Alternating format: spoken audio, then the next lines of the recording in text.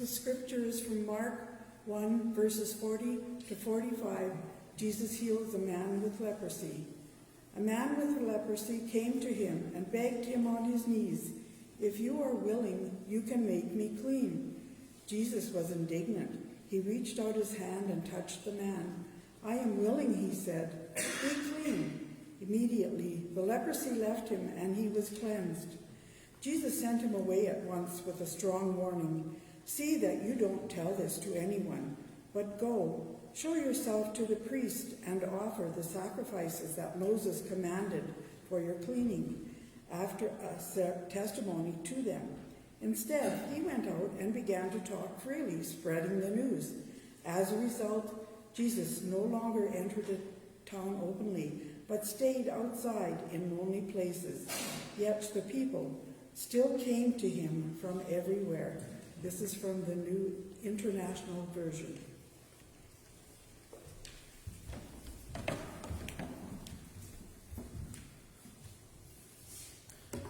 Thanks, Fran, for that reading, and Doris for your lovely sharing this morning.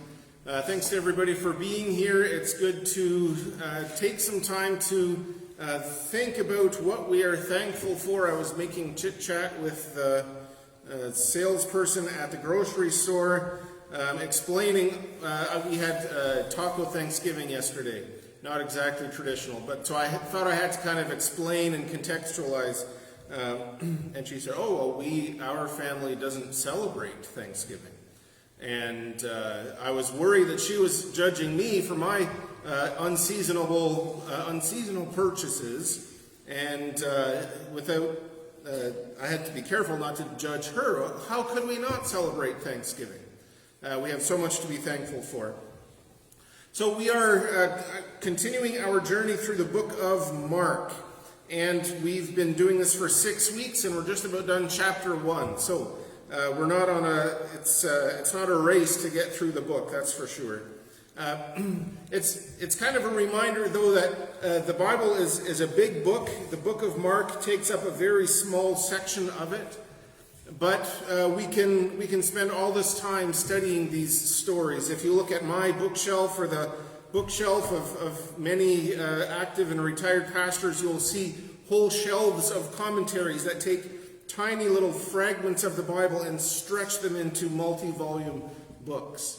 There's so much that we can take from these stories that applies to us now, and if we would go back 50 years, 100 years, different generations of pastors and preachers and priests would expound different things from the same texts. They continue to be of meaning and value to us.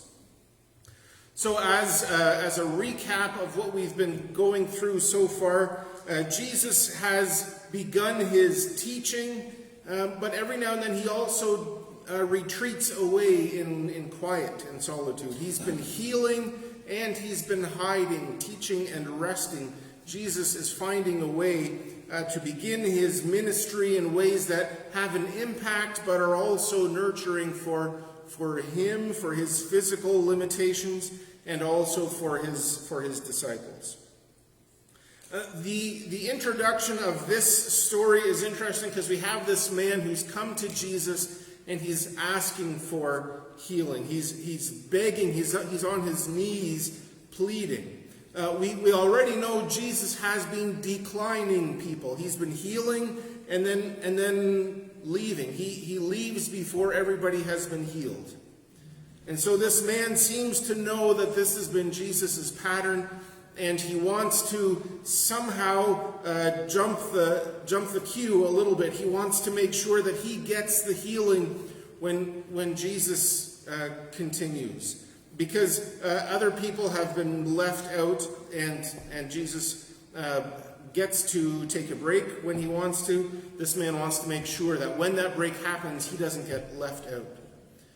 But something is very different about this request. Let's go right there. We go. The man, if this was us, or if this is a replay of your conversations with your doctor, then you would say, "Well, doc, if you can figure it out, you can heal me. You can make me feel better. But this man doesn't ask for healing. He asks for cleansing. And I'm going to teach you some Greek words today that will be of no value to you after this, but it might open the meanings up a little bit. The Greek word here for cleansing or clean is katharizo. Don't worry about the last little bit, that's just kind of verb tense. But the kathar part you might recognize. Every now and then we need some catharsis. Somebody might ask you sometime, why are you crying so easily? Well, I'm going through a lot of stuff, and this is cathartic. It's a release of things. This man wants to be cleaned. He wants to be made clean. He wants a catharsis in his life. He wants the bad parts to be let out. Every now and then we have a cathartic cry or a cathartic laugh, or going for a good walk can be cathartic.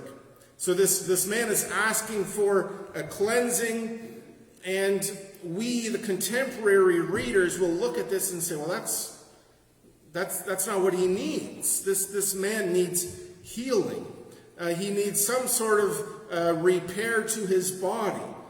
Now, modern day scientists have analyzed and studied leprosy and the skin disease that was there. It's a little bit different than how we understand it now. But a lot of work has been done to look at leprosy as a disease that they used to think it was this degenerative condition where the body just fell apart.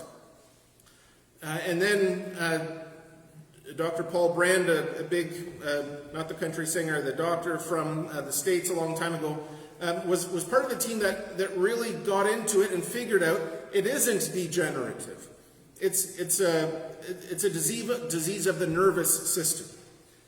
So when your body is supposed to be responding to the pain, the leprosy gets in the way of that. And so here's a man who's supposed to be he's supposed to be stopping when something hurts, but he doesn't feel the hurt, and so his body suffers. And there's no cure for it then, and because it's a skin disease, that makes him unclean in the eyes of the Jewish religious system. And they would see people with this disease, their bodies would be deteriorating, and everybody was afraid it was contagious, but also there's the religious stigma. These people are unclean. We have to stay away from these unclean people. And so Jesus presumably is walking between events when this happens, because the lepers didn't attend events. The lepers didn't gather in public because they were unclean. And so when the man says, Jesus, I want to be made clean, he isn't just asking for healing. For us, that's all we want. We've got everything else we need. We're in stable economic situations, stable family situations, stable communities. We just want our ailments to go away and we can go about life as normal. But this man wanted to be restored to his community. He wanted to be made clean. And we might think we're above this. But every now and then, we hear little reminders that our brains still work this way. Every now and then I'll hear a group of people laughing, and it just kind of triggers something in me, and I'll look like I'm that, the teenage boy in high school who's making sure, are they laughing at me? And I'm a grown man. They could very well be laughing at me, and I wouldn't really care, but there's still that part of me that looks, am I the dirty one? Am I the one whose hygiene is bad, whose fashion is bad, whose sense of humor is bad? It could be any of those things. That sense of rejection is hardwired into us from early on. And when we're driving places, we say, oh, this is a dirty part of town. Are the streets full of garbage? Well, maybe, but it's a dirty part of town because they have different problems than our part of town. It still happens in our minds that some things are unclean. Now, sometimes we are participants in this system without even wanting to. We drive by homes, communities, people, and we say, oh, this is dirty, without really even evaluating how hurtful that is, how much disdain that reveals in our own hearts. And sometimes we're on the other end of that. Something that we've done, some position we've taken, some community we've joined, all of a sudden people see us as the dirty one. So I'll let you choose which one of those you focus on this morning. But Jesus is here identifying with the outcast, identifying with the man who has been declared unclean, and he's inviting healing in him, but he's also inviting restoration in this man's life. We have ways of making declarations of clean and unclean. Sometimes it's good and necessary when you hear somebody sneezing near you. Well, we're not casting them out of our society, but for a little while we want them to keep a distance so we can stay healthy. We have ways of doing that are necessary for our well-being, and we have ways of doing that are destructive for our souls even. It's important when we do that, if we do that we at least offer a way out. And so for this man, the way out within the religious system was to be healed. Well, there was no cure, and so he was going to be permanently unclean, permanently cast off from his family, from his community, from his religious system. So, if you've declared something or someone unclean, you might have a good reason for it, but you need to have a way out. That the person, through their words or actions or efforts, can demonstrate their cleanness again. But Jesus responds, and this is an interesting Greek word here, and I will almost certainly get it wrong. None of you can judge me because you're not Greek speakers either. But the word is splankizomai. And it's the first word. So here in the Common English, it says Jesus was incensed. Fran read that he was indignant. Most of your translations will say that Jesus was moved with compassion. Now, for us, in the English language, that seems to be a pretty broad difference. Because there are important differences between moved with compassion and indignant or incensed. Right? One is a sympathetic response, and one is kind of an angry response. So I kind of dug in when I saw these two different translations this week. I dug into the Greek dictionary to see, well, what does splankizomai mean? And it says, to have the bowels yearn. Now, it's almost a line of poetry in a dictionary, but we don't connect a lot of things to our bowels, generally. I could think of some examples, but we could almost say that Jesus reacted as though this hit him in the gut. Right? We feel things in our guts. And Jesus is feeling something, but is it sympathy or is it anger? Because these are different things. If it's sympathy, which most of our translations say, and when we read the same Greek word in other stories, also generally translates as moved with compassion. But we can understand clearly Jesus sees this man, sees his suffering, and feels bad for him, and wants good things for him. But if it's incensed, indignant, then Jesus says, hey, you have been cast out for the wrong reasons. You have been cast out by the people who should be helping you. So maybe this is a message for you as well. When you turn to Jesus for some help, for some sympathy, And you want sympathy, but you also want Jesus to say, hey, those people should not have cast you out like that. Those people were supposed to help you. So, Jesus can have both of these. He can be sympathetic and angry at the same time.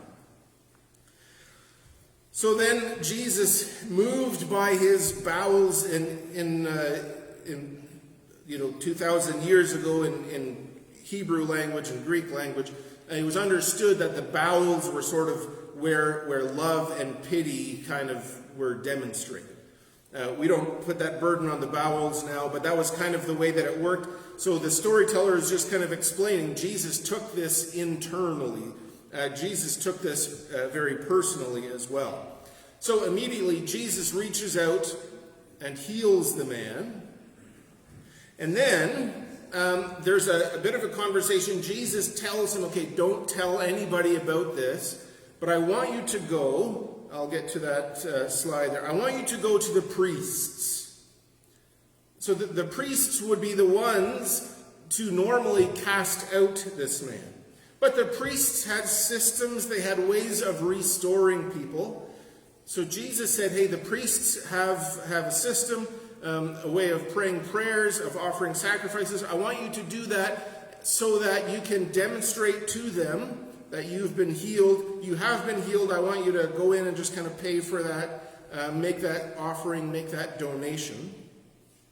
But then Jesus adds on one little thing here at the end, that he wants the man to go and tell them, and it will be a testimony to the priests. And the third and final fun Greek word here is martyrion. The testimony of the man will be the martyrion. We in the Anabaptist Church know a lot about martyrs. Those stories are within our collective storytelling. And this is a testimony, a witness that this man is bringing. Now, normally the thought is this man is, he's going to go to the priests. They're going to say who healed you, and he's going to say it was Jesus. And then it's a testimony of Jesus' power. But this time as I was reading it, I saw the testimony a little bit differently. Because the priests, they have a lot of important things in their job. They have rituals to perform. They have offerings to collect, sacrifices, all of these systems that they have to lead and participate in. And as it relates to this man who's been healed and cleansed, they have to declare him unclean. Anybody who's bleeding, unclean. Anybody who's touched dead bodies, dead animals, unclean. Anybody who's done any of these wrong things in the eyes of the Jewish religious system, they are unclean, and it's up to the priests to declare them unclean. But now Jesus is telling this man, go to the priests, tell them your story, and they will declare you clean. They will declare you good and cleansed and part of the community again.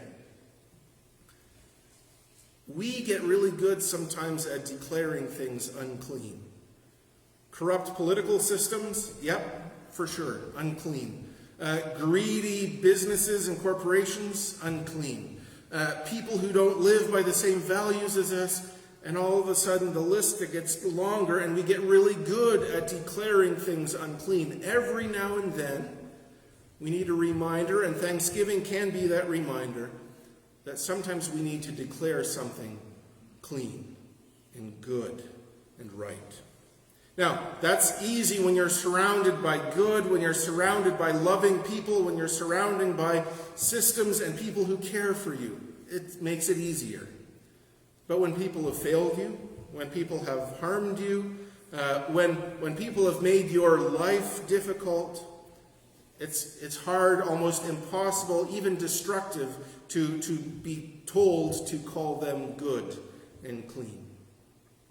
So, if there are good things in your life, this morning is an opportunity, a reminder to declare them good. And if there are things that are harmful and destructive, we offer a way out. We find ways of making room for redemption, for repentance, and we pray for that sense of restoration, so that at some point, in some way, we could also participate, that we would see a testimony of that good, a testimony of that love, a testimony of that cleansing, that we can say, this is good, this is clean. And then the restoration happens. It's not easy, it's not automatic, it's not something that can be forced on you. But here Jesus takes this man, he cleanses his body of this disease, and yet he still is carrying this status because that's all that people know, so he sends him to the priests. He says, show them your body, show them that you are ready to be restored, and ask them, demand of them, pay the price and do the things so that they will look at you and say, you are clean. And then the man gets to hear that. It isn't just enough to be healed. Jesus did the healing, but the priests got to declare him clean. So this is my prayer for us. It's not easy. It's not fun sometimes to do that work. But when you see it on the other side, if you are the one who has been declared unclean, then to hear those words again, to hear that declaration again, if the system has the courage to say those words, then you know the power of being restored. So if you are the one who's being cast out, then turn to Jesus for healing and make room for restoration. But if you are the one who is doing the declaration of uncleanness, if you are the one doing the casting out, then let this story be a reminder of the need to declare things good, to declare things clean, to declare things whole again. May we participate in the life and the work of Jesus in this way by seeing the things that are around us and declaring them good.